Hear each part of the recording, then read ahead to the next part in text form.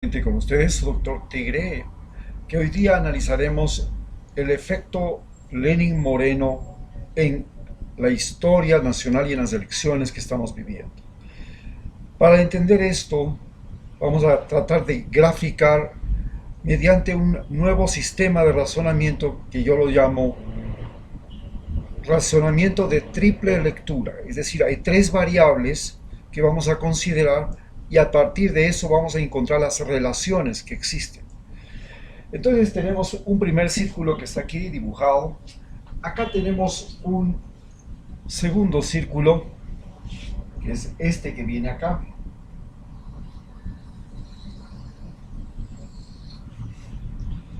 Y luego tenemos un tercer círculo que viene en esta parte. Muy bien. Entonces ahora lo que tratamos de encontrar es cuál es la relación que tenemos aquí en que Lenin Moreno tenemos una situación que sería, por ejemplo, aquí le vamos a poner la palabra Lenin, ¿no es cierto? Lenin Moreno, ok, él es una de nuestras variables para entender quién es. Pero la segunda variable que tenemos que entender es quién es el otro lado de la película. El otro lado de la película lo que tenemos es a la crisis sanitaria. O sea, aquí tenemos un efecto muy importante, la pandemia. Esta pandemia nos permite entender que hay una pandemia. Ahora, una vez que ya entendemos que hay una pandemia, el siguiente fenómeno es qué entendemos con el tercer gran problema que estamos viviendo, que es una crisis económica. En general hay una crisis, ¿no es cierto? Esta crisis, hay una crisis. Tenemos una crisis, Lenin Moreno y una pandemia. Los tres elementos que estamos viviendo hoy y que nos van a permitir entender. Pues para entender, evidentemente partiremos del principal problema que es el que estamos viviendo en estos días, que se llama la pandemia. ¿Y qué encontramos? Que en la pandemia hay un elemento fundamental, un virus. Este se llama COVID-19, o ya le llaman COVID-20. Entonces tenemos que el COVID-19 es el principal problema. Y en ese problema, ¿qué trae el problema del COVID-19? ¿Qué es lo que nos deja? Chica, tenemos un problema. Aquí tenemos unos que son enfermos. Estos enfermos también tienen otra cosa. Tenemos un montón de muertos.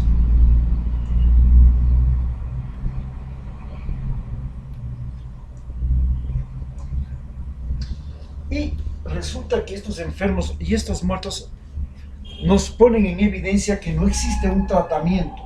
Tenemos un problema del tratamiento.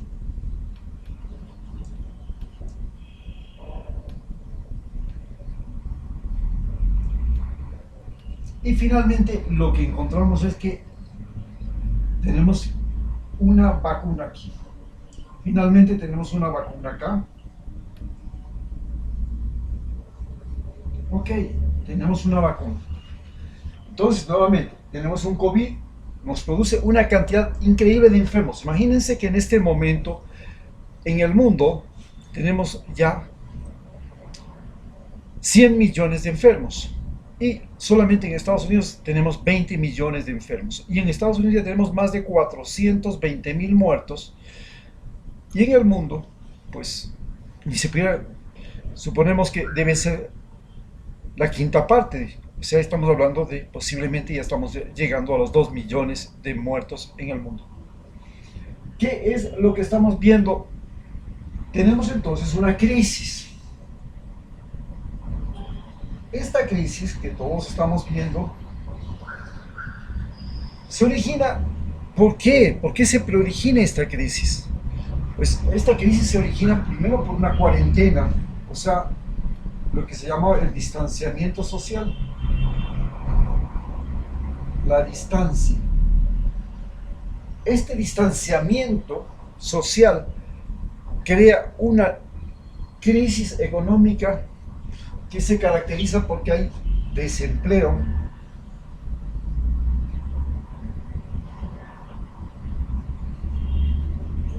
y a este desempleo, ¿qué le viene encima? Pues, el otro lado que se le viene la quiebra. Hay una quiebra generalizada. Y esta quiebra se produce porque toda la gente está endeudada y no puede pagar, porque las empresas tampoco pueden seguir, están endeudadas, no pueden pagar, no pueden mover su capital, no pueden vitalizar. Entonces, hay un centro fundamental que es esto. Hay una quiebra, un desempleo, una quiebra. Esto produce una cosa que se llama deflación, que es diferente de una inflación. Hay una deflación aquí. ¿Qué es una deflación? La deflación es cuando nos enfrentamos al hecho de que en esa deflación, estamos viendo aquí, esta deflación tiene el problema de que nos lleva a posteriormente a una crisis de abastecimiento. Prácticamente no es todavía una crisis de abastecimiento, tenemos una crisis, pero todavía no es de abastecimiento. Nos lleva a una crisis fundamentalmente acá, que se llama una crisis social, a una crisis social. Pero Lenín Moreno es un presidente que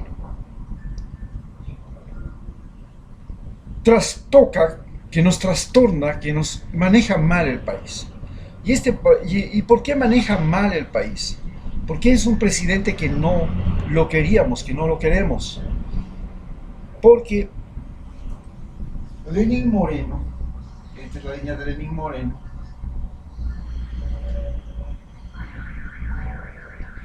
en primer lugar, nos mintió a todos los ecuatorianos.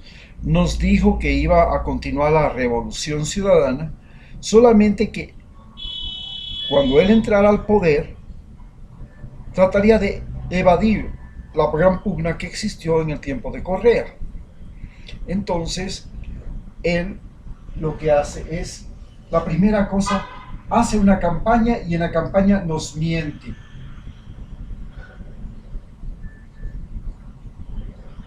Entonces, el momento que logra la mentira logra triunfar, se da cuenta que mentir es el mecanismo para mantenerse en el poder, que tiene que mentir siempre. Ya empezó mintiendo en la campaña electoral, pues entonces hay que seguir mintiendo siempre. Y la mentira se convierte en su línea, su forma de gobierno.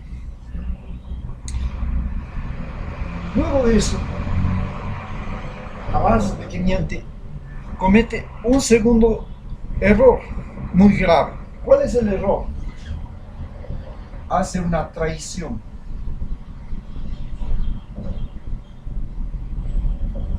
Y el momento que produce esta traición, ¿qué es lo que pasa? Todo el mundo se queda desconcertado. ¿Cómo es posible que un día diga que el presidente Rafael Correa es el mejor presidente de la historia del Ecuador y apenas coge el poder salga a decir que es un individuo maligno, malicioso, perjudicial, mentiroso, tramposo, ladrón, y lo corrupto, le acusa de corrupto? Entonces, esta doble moral de mentir, de traicionar, le llevan a su siguiente momento, que es la persecución política. O sea, comienza una, no gobierno, sino que hace una persecución política. Convierte a la persecución en el centro de su gobierno.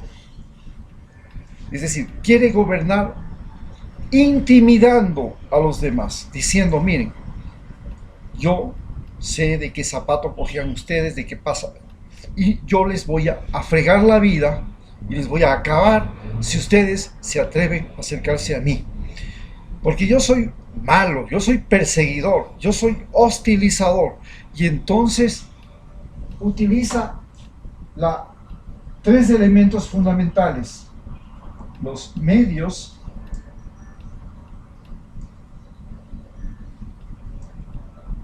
las fuerzas armadas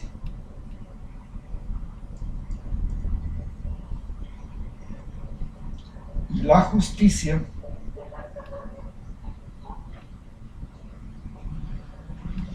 y luego de que hace todo este trayecto se apropia de los medios, hace una alianza con los grandes medios, logra controlar la fuerza, porque aquí entra un elemento fundamental, aquí entra Donald Trump.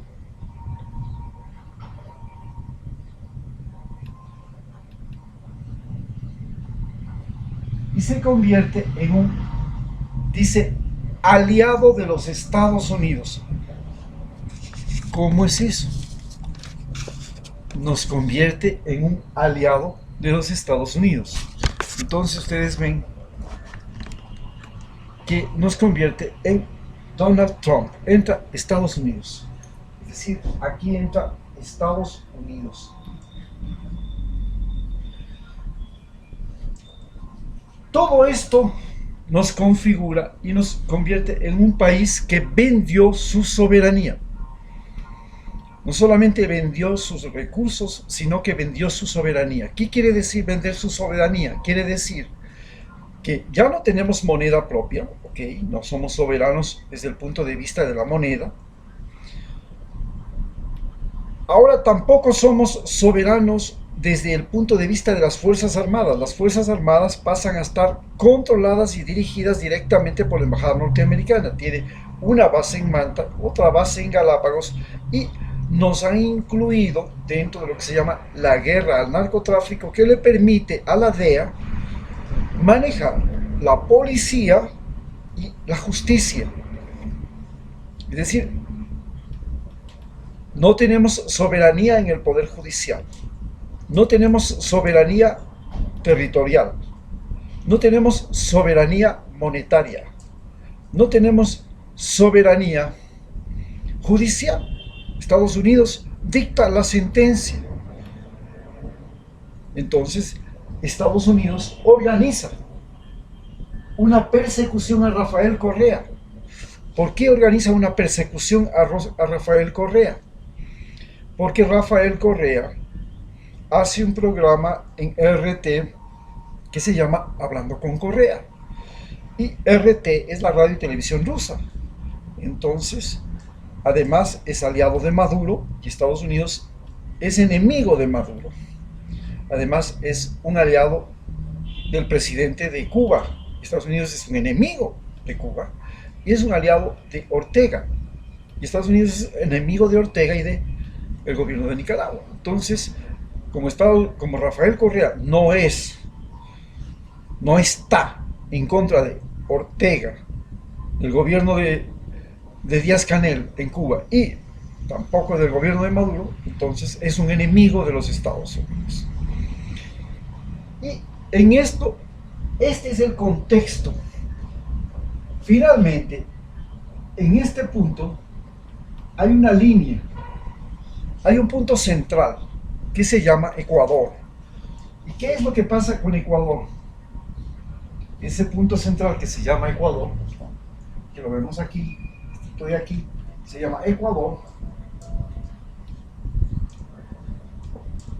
En teoría es un país soberano, pero hemos perdido soberanía ahí.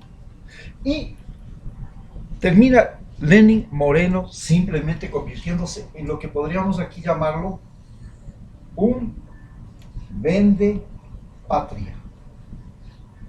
¿Qué es un vende patria?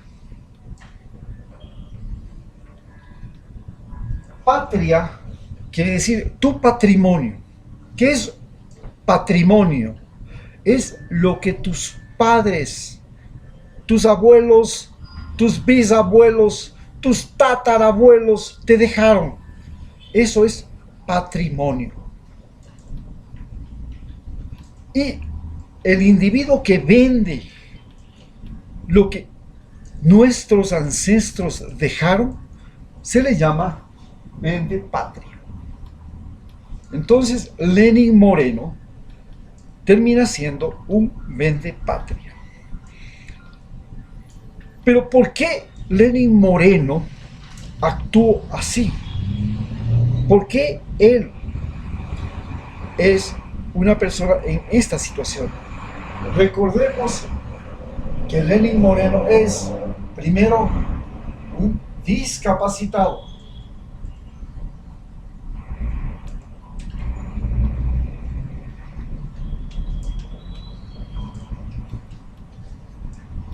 En la historia de la humanidad, solamente un discapacitado ha sido electo presidente, Delano Roosevelt. Ningún país del mundo ha elegido, después de Delano Roosevelt, ni antes de Delano Roosevelt, como presidente, no digo como emperador ni otra cosa, porque emperadores se han elegido hasta niños de 6 años, de 5 años. Y en el mundo han habido emperadores dementes, como Iván el Terrible, que tenía sífilis cerebral. Dementes, como Enrique VIII, que cometió todos los pecados que pudo cometer. Murió por obeso, cometía el pecado de gula todos los días, era obsesivo con el sexo, no paraba de tener sexo, era obsesivo con el alcohol, tenía todos los vicios, y así todo, era el papa de la religión anglicana, la máxima autoridad de esa religión. Increíble, un hombre con todos los vicios humanos era la autoridad superior de una religión. No entendemos cómo se pudo crear una religión. En otras religiones, en el caso de la religión católica, pues el Papa es el mayor ejemplo de pobreza, castidad y amor. En el caso de los iraníes, su máxima autoridad es el ejemplo de la compasión. En los budistas, el ejemplo de la misericordia, en fin. Pero entonces hemos tenido gobernantes en el mundo locos, pero discapacitados. Solo a Ecuador se le ocurrió tener un presidente discapacitado. ¿Por qué? ¿Por qué llegamos a esa demencia? ¿Cómo llegamos a esa situación? Porque Lenin Moreno es acogido por Rafael Correa, y una vez que es acogido por Rafael Correa, él considera que tenemos que crear una nueva sociedad donde los más pobres, los abandonados, los discapacitados, los enfermos crónicos, los enfermos incurables, tienen que ser protegidos por el Estado. Y en ese Estado, las mujeres y los hombres tienen que tener los mismos derechos. Y los seres humanos tienen que tener los mismos derechos, sin importar si son indígenas, si son negros, si son adultos, si son jóvenes, si son inclusive niños. Todos tienen que tener derechos, tienen que ser iguales ante la ley, tienen que tener la misma posibilidad. Y esto es lo que lleva a Lenin Moreno a ser candidato a la vicepresidencia del brazo de Rafael Correa, porque Rafael Correa cree que en su gobierno los postergados, los retrasados, los olvidados tienen que tener un nuevo lugar en la historia. A partir de ese momento, Lenin Moreno llega y usa su discapacidad. Pero, ¿quién es Lenín Moreno? Lenín Moreno es un individuo de origen serrano, sus padres son de origen serrano, son de Quito, que emigran, son profesores, y son profesores en Nuevo Rocafuerte, el lugar más distante de la frontera ecuatoriana, el lugar más distante en la Amazonía, en el límite con el Perú, en el río Napo. Y en ese lugar nace él y se crea en su juventud y su infancia, hasta que llega a Quito. Cuando se cría en ese ambiente, en la Amazonía, hay un hecho importante. Hay dos grupos humanos. El uno son los nativos aborígenes, que básicamente son varias nacionalidades que conservan sus propias lenguas y costumbres.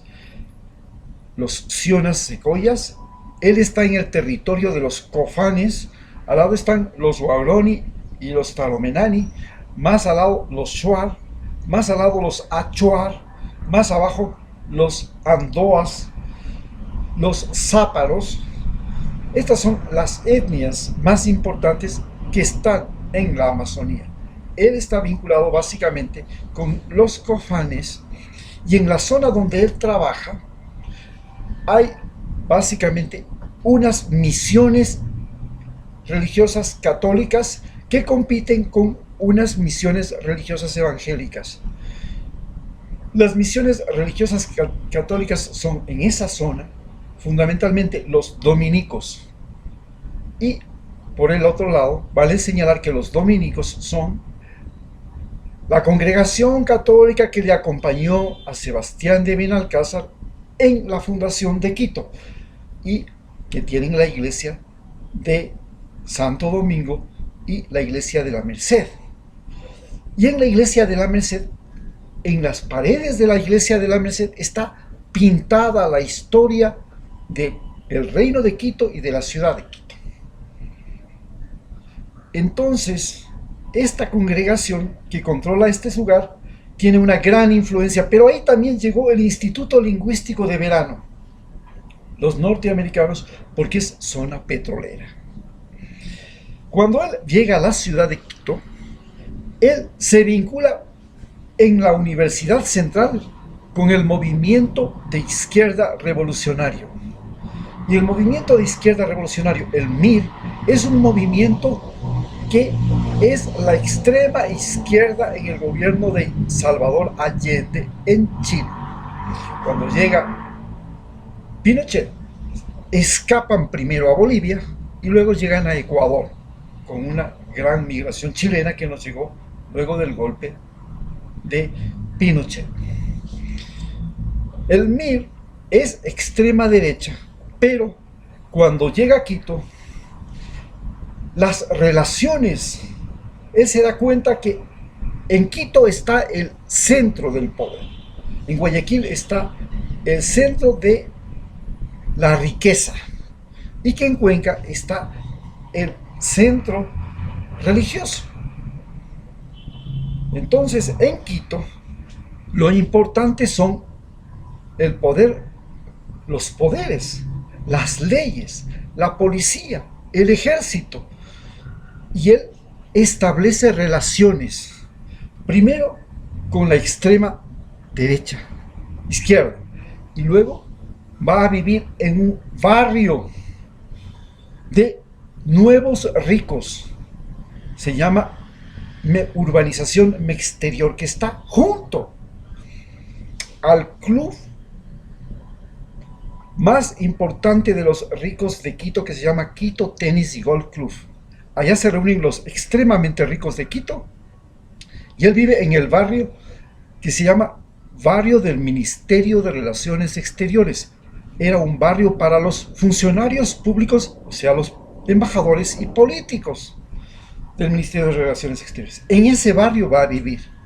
Y en su casa se reúnen los que forman el movimiento Alianza País. Y el movimiento Alianza País, que él pasa a controlar cuando Rafael Correa se va para Bélgica y deja su mando, es decir, cuando él gana la presidencia, y cuando es candidato a la presidencia, ni siquiera cuando gana, cuando ya es candidato, él pasa a ser el presidente del partido. Y en ese momento, el movimiento Alianza País, que es un movimiento sin ideología previa, es un movimiento que nace para participar en las elecciones del 2006. Se crea vísperas de las elecciones sin ninguna ideología y va construyendo ideología a partir de los postulados y principios que rigen el pensamiento de Rafael Correa. Rafael Correa es el que pone la doctrina política de Alianza País, pero los que dirigen Alianza País, Rafael Correa, a diferencia de Lenín Moreno, es costeño. ¿Qué diferencia hay entre la cultura serrana y la cultura costeña?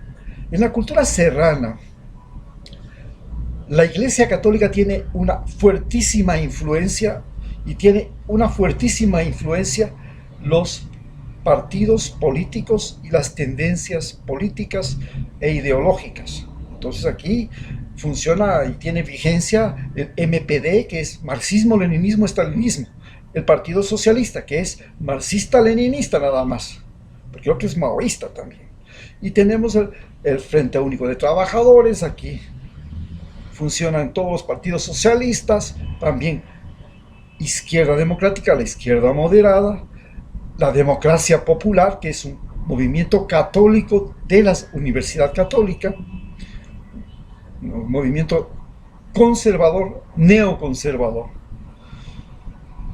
Y en cambio en la costa funciona otra mentalidad. En la mentalidad, la costa ecuatoriana, el centro es Guayaquil, es un puerto. Ahí lo más importante no son las relaciones sociales, no es la política. Ahí lo más importante es cuánto hay, es el dinero, es el cash, es el negocio. Y de ahí nacen la mayor parte de actuales candidatos que están yéndose para las elecciones que estamos viviendo, que son economistas. Alfredo Daggi, por ejemplo, fue un economista de allá, pero ahora tenemos Guillermo Lasso, que es banquero, administrador de empresas, Sagniay, que es del partido de Abdalá Bucaram, etcétera, etcétera. Mientras que en la sierra, cuando llega al poder Lenín Moreno, logra reunir a toda esta, lo que se llaman los revolucionarios de Cafetín, los intelectuales de izquierda, los de la izquierda de la boca para afuera, los de la izquierda que comen comida gourmet. Ok, esos son los que se agrupan. ¿Y dónde se encuentran ellos localizados? Ellos se encuentran localizados en las universidades privadas. San Francisco, que tiene un partido que se llama Ruptura 25. SEC, la universidad privada de origen español, de la corriente de las falanges españolas. El neonazismo español, la corriente ideológica de Franco.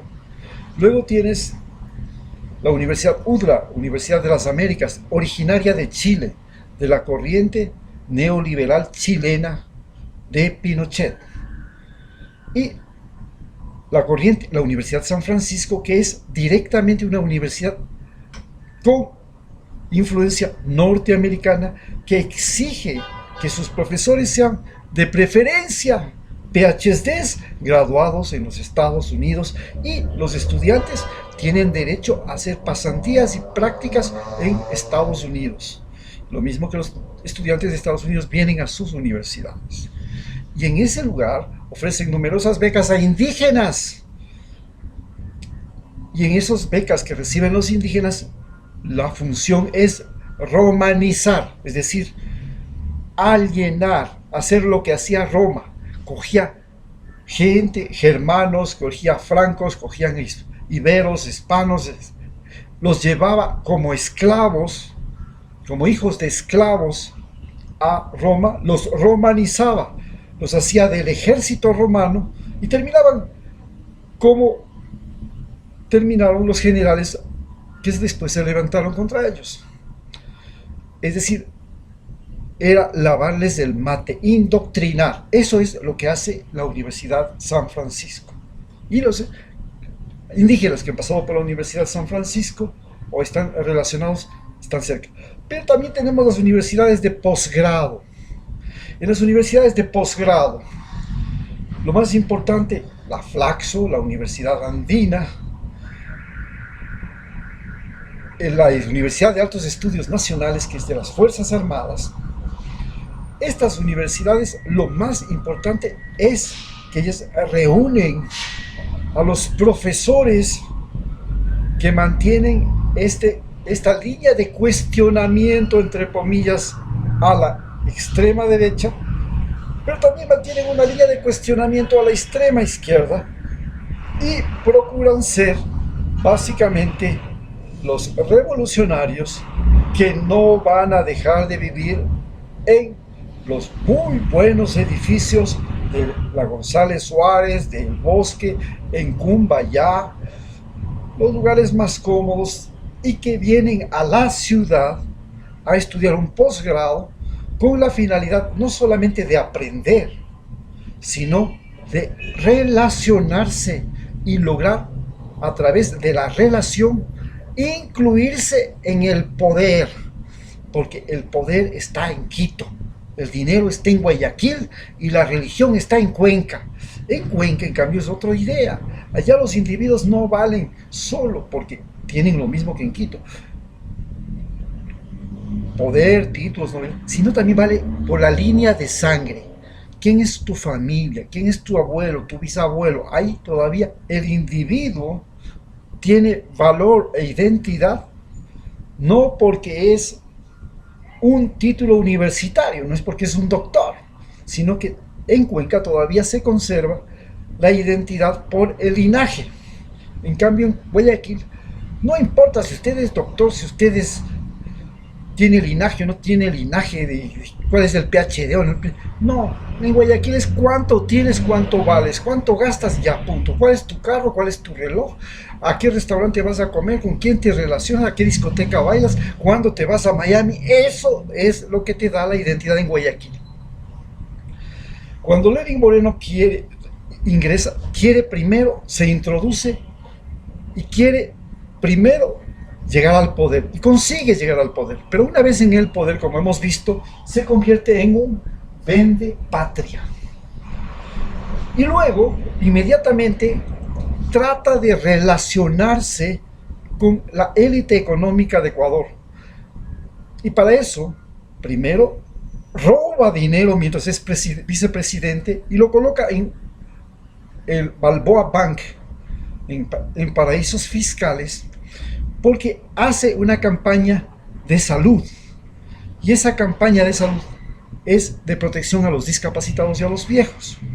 Pero para operar las córneas, para colocar los implantes cocleares, para colocar las prótesis, para hacer todas esas cosas, él no llama a concurso de merecimientos, ni utiliza las instalaciones estatales. Llama a las fundaciones como Vista para Todos y les dice: vengan y operen.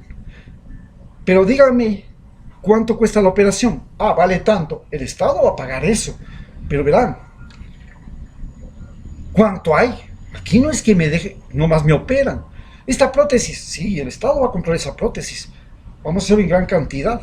Pero díganme, por cada prótesis, ¿cuánto voy a ganar? Y ese es el juego, porque a caballo regalado no se le mira al diente. Entonces nadie preguntaba cuánto costó la operación de las cataratas, la operación coclear y todo. Y eso lo digo porque yo era el médico de los equipos básicos de salud y protesté porque se les operaba a los pacientes de cataratas, de pterygium, en clínicas particulares y no en los hospitales del Estado.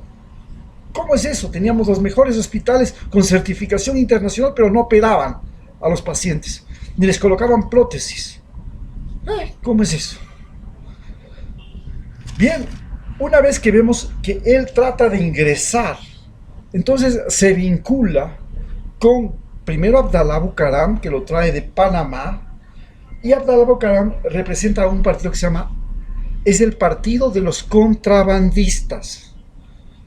El partido del que se llama Fuerza Ecuador tiene y tuvo como máximo funcionario a Alfredo Adum, y Alfredo Adum era el capo de la mafia del contrabando de la bahía de Guayaquil. Es el partido de los contrabandistas. Y cuando llega Abdalá Bucaram al poder, lo primero que hace es colocar a su hijo en la dirección de aduanas y a los 6 meses celebra la fiesta del $1.000.000 que ha ganado. Entonces, resulta que Abdalá Bucaram lo que le interesaba fundamentalmente era ser lo que siempre fue, un individuo vinculado a la bahía de Guayaquil, a la gente de la bahía de Guayaquil, a los contrabandistas. Por supuesto, dentro de esa línea de los contrabandistas también estaban los individuos vinculados al narcotráfico. Bien, la segunda cosa se vincula con los banqueros. ¿Pero dónde están los banqueros? Se vincula fundamentalmente con el banquero más rico del Ecuador, Guillermo Lasso, candidato a la presidencia, que se hace rico porque él es el hombre que está detrás de toda la quiebra bancaria de 1999 y que logra comprar los papelitos que el gobierno entregaba a las personas para decirles: mañana les vamos a devolver el dinero que les robaron los bancos. Él compra esos papelitos, cobra y paga a los que le vendieron lo que le dio la regalada gana y logra tener $4.000 millones y es el siguiente candidato. Se vincula con los exportadores y entonces entre los exportadores camaroneros tienen su propio partido que se llama Partido Social Cristiano, porque justamente León Febres Cordero es el que impulsa la industria camaronera y Jaime Nebot es un empresario camaronero multimillonario. Fue el alcalde eterno de Guayaquil, casi se quedó 30 años, más de 30 años, y logró hacerse de propiedades camaroneras. También está el Quirola, que tiene otro parte, que es del camaronero de Loja, del Oro, y con ellos se relaciona. Y finalmente se relaciona con los exportadores, a los cuales les elimina impuestos, como Álvaro Noboa, que le quita lo que debía, ya 60 o más millones de dólares, le quita la deuda y se relaciona con él. Y los exportadores son básicamente bananeros, cacaoteros y exportadores de la pesca. Bien, esta es la forma como Lenín Moreno logra insertarse en el Ecuador y finalmente comete una serie de errores fundamentales que primero en la pandemia son develados. El primer error es: llegó a utilizar absolutamente todo lo del Estado como botín político y para comprar conciencias, votos, favores, cosas así. Entonces repartió las embajadas, repartió las becas, repartió los carnets de discapacitados, recargó los cargos públicos, repartió los hospitales. Y cuando se produce la crisis por culpa de la pandemia, resulta que el señor había tenido repartido los hospitales, había despedido a más de 3.680 médicos, no tenía personal, no tenía recursos, no tenían oxígeno, no tenían equipos de primeros auxilios, no tenían unidades de cuidados intensivos, no tenían nada bien organizado, era un desastre. Los cadáveres entraban, los enfermos entraban y no salían, y lo peor es que aún muertos no se sabía dónde iban a terminar. no se sabía el paradero. Y los mismos funcionarios, llegó a ser tal la corrupción generada por esta maniobra política, por esta repartición, que los empleados de los hospitales, para decirte dónde estaba tu familiar, te cobraban, y te cobraban para darte una acta de defunción. Y eso se convirtió en negocio. Esta es la tragedia que nos llevó Lenín Moreno.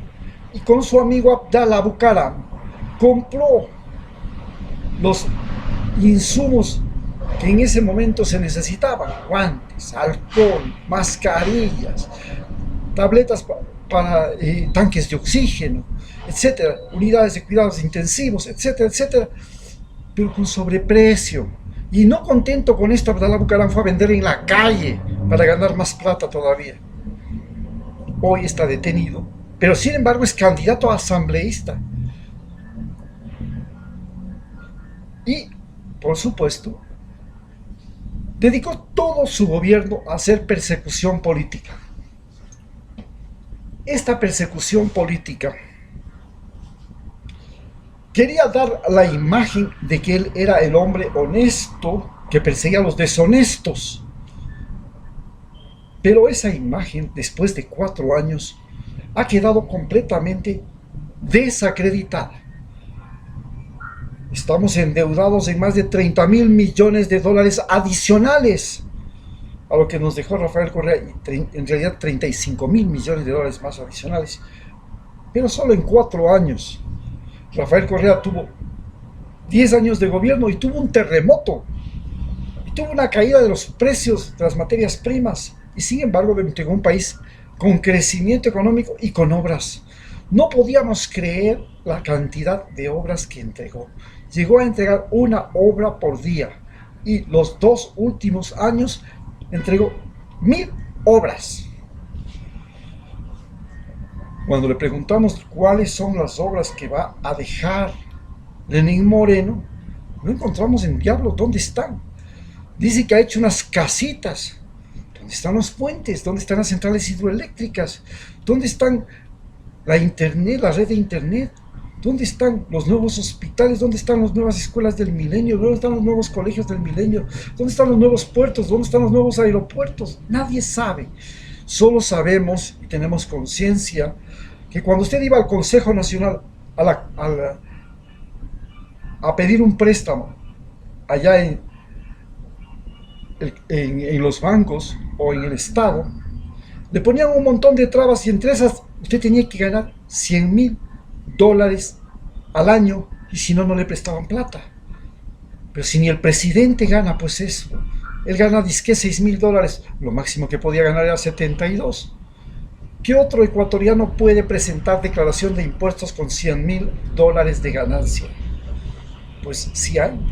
Y entonces el dinero de todos los préstamos internacionales fue a la Corporación Financiera Nacional y al Banco del Pacífico. Y en la Corporación Financiera Nacional solo a los que ganan más de $100.000 les daban plata. Y en el Banco del Pacífico les daban plata específicamente a los amigos y aliados del gobierno, a tal punto que el papá de la vicepresidenta terminó siendo gerente del Banco del Pacífico. Se repartieron los préstamos internacionales y el dinero que ahora nuestros nietos y nuestros hijos tienen que pagar. ¿Y con quién lo hizo? Estaba el partido Democracia Sí, que tiene al candidato Larrea. Él fue uno de los beneficiarios. Pudo hacer su partido porque Lenín Moreno le financió.